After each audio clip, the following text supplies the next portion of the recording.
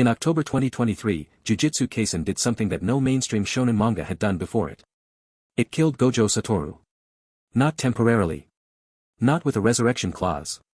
Not off-screen or ambiguously.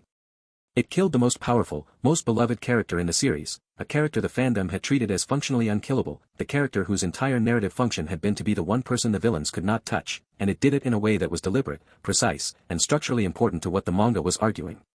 The fan response was enormous. A lot of people quit. What I want to do is explain why JJK made this choice, because it is the most interesting creative decision in shonen manga in a decade. Gojo Satoru's death happens in the Shinjuku Showdown arc.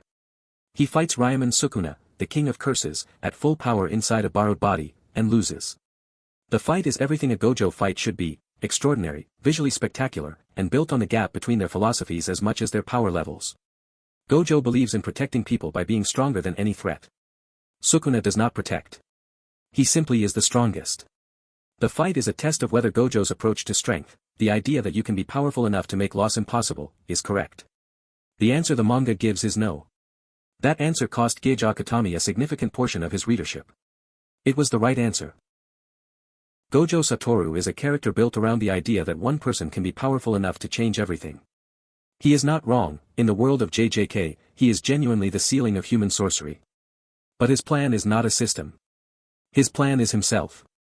He intends to reform Jujutsu society by training students strong enough to succeed him, so that eventually the old guard dies and is replaced by a generation he shaped.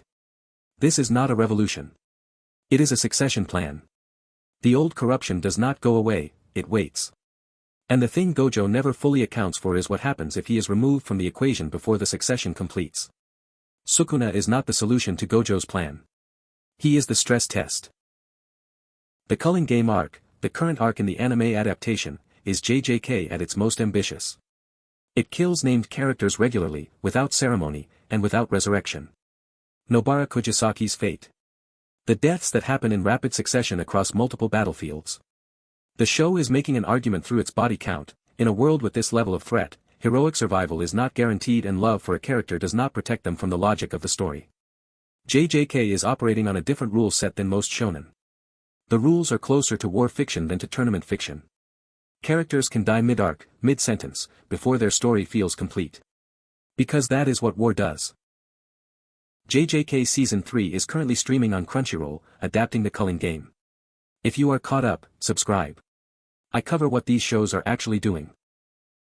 The longer Jujutsu Kaisen runs, the more it becomes apparent that Sukuna is the actual main character. Not in a sympathetic sense, Sukuna is genuinely monstrous. But the story's central question, what does it mean to be the strongest, and what does the strongest owe the world, is answered through Sukuna, not through Yuji. Yuji's arc is about inheriting Sukuna's body and having to reckon with the violence committed in his name. Sukuna's arc is about it being so powerful that the concepts of morality and obligation do not apply to him, and what it looks like when that kind of power finally encounters someone who makes those concepts apply. The answer may involve Yuji. It will definitely involve suffering. Jujutsu Kaisen does not follow the standard shonen power escalation model. In most shonen, the protagonist gets stronger, unlocks new forms, and eventually becomes strong enough to defeat the villain. JJK acknowledges this model and then rejects it. Yuji does get stronger. But the show is careful to establish that strength alone is not enough, that Sukuna's curse energy exceeds anything Yuji can achieve through training, and that the solution to the story cannot be Yuji simply becoming stronger than his opponent. The solution has to be structural, or philosophical, or collaborative in a way that individual strength cannot provide. This is why Gojo had to die. If Gojo could win, the argument the show is making collapses. Gojo had to die to make the argument real. Jujutsu Kaisen Season 3 is on Crunchyroll, adapting the Culling Game arc. The manga has concluded, I will not spoil the ending here. If you are watching the anime and want to understand what JJK is building toward, subscribe. I covered MHA recently as a contrast, a show that set up a structural critique and pulled back from it. JJK is the version that does not pull back.